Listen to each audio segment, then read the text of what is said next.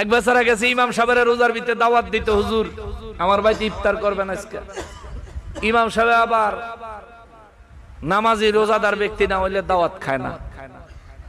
ইমাম সাহেবকে রোজার মাস আইছেন, আপনি দাওয়াত দিতেন, আপনি নামাজ পড়ছেন নি? কয় আমার জীবনে এক ওয়াক্ত নামাজ কাজা করছি এমন কোন রেকর্ড নেই। ইমাম সাহেবকে মাশাআল্লাহ মাশাআল্লাহ, ভালোই তো পাক্কা নামাজি মনে হয়। আর রমজান মাসে দাওয়াত দিতে আইছেন, রোজা রাখেন নি? কয় আমার জীবনে রোজা ভাঙছি এমন কোন রেকর্ড নেই। ইমাম সাহেব সব পাক্কা মুসল্লি পাইছি, আপনার দাওয়াত মঞ্জুর। জি হুজুর। বেচারা মুরব্বি দাওয়াত দিয়ে গেছে গা। ইমাম সাহেব আসরের নামাজ পড়া তসবিহ পড়তে পড়তে গেছে মুরব্বির বাড়ির দিকে। বাড়িতে গিয়া কাশ দিয়ে সালাম দিছে, বাড়িতে আসেননি মুরব্বি? ভিতর থেকে বৃদ্ধা মহিলা ডাক দিছে, হুজুর মুরব্বি তো বাজারে গেছে, আয়া পড়ানোর কথা এখনো আয়ে নাই, আইসা পড়বো, আপনি বারান্দায় বিছনা পাতা আছে বোন। আগেরকার সময় ঘরের বারান্দায় বিছনা পাইতে রাখতো না, মেহমানতি চাইলে আলেম ওলামা দাওয়াত দিলে বসানোর লাগিয়া।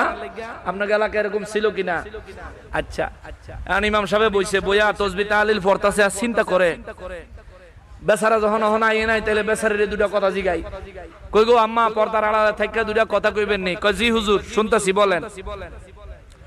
আপনার জামাই নামাজ পড়েনি? কয় দাওয়াত দিতে গেছে যে হুজুর আপনি জিগান নাই?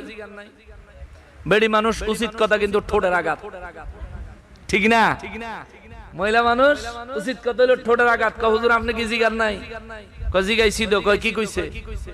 কইছে হের জীবনে নামাজ কাজা করছে এমন কোন রেকর্ড নাই। কয় জি হুজুর ঠিকই কইছে, এতে জীবনে নামাজ পড়ই না, কাজা করব কি?